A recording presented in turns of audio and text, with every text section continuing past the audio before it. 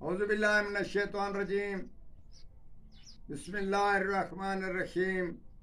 Professor Saeed मराठ साहब आपकी खिदमत में हाजिर। अस्सलाम वालेकुम जनाब आली। ये हम लोग एक ऐसी चीज़ पेश कर रहे हैं जो बहुत ही तजर्बे में और बहुत ही कामयाब इंसानों ने तजर्बे किए और हमारे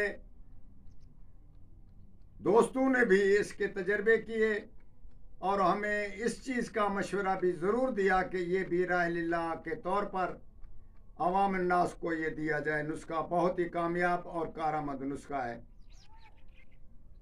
ना ही इसमें कोई चीज़ नुकसान वाली है और ना ही नुकसान पहुंचाने वाली है। ये एक तिला है।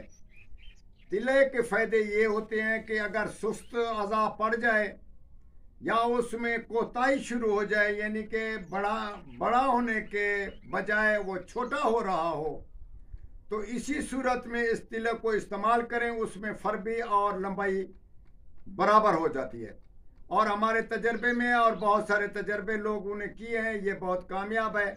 मगर इसका ये होता है कि इसकी उम्र 30 साल से कम लोग या 35 साल के कम लोग इसको इस्तेमाल करें और इसका फ़ायदा हासिल करें। ये इसमें लंबाई भी होती है और मोटाई भी होती है।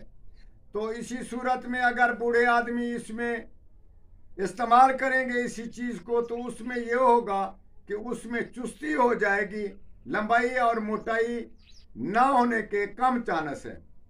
तो इसी सूरत में हम आपको बताते हैं कि अंदर जौ को दूध में बकरी या भेड़ के गाय या भेड़ के दूध में उसको अंदर जो को 1 तोला हो या उससे कम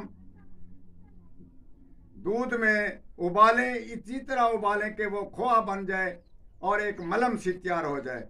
उसी मरहम को आप रात को लगा लिया करें। गर्म पानी से उसको खूब धोया करें और गर्म पानी का इस्तेमाल उस पे अज़ाए ख़ास पे किया करें।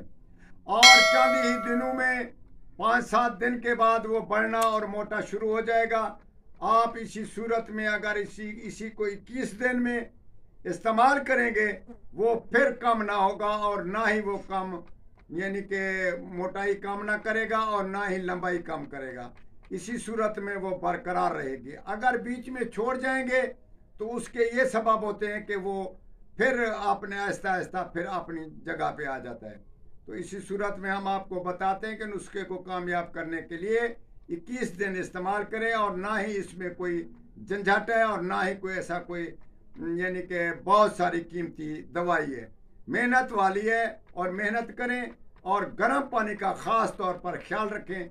आप भी खुद इस्तेमाल करें और दूसरों को भी इसका मशवरा दें और हमारे हक़ में दुआ करें। वस्सलाम।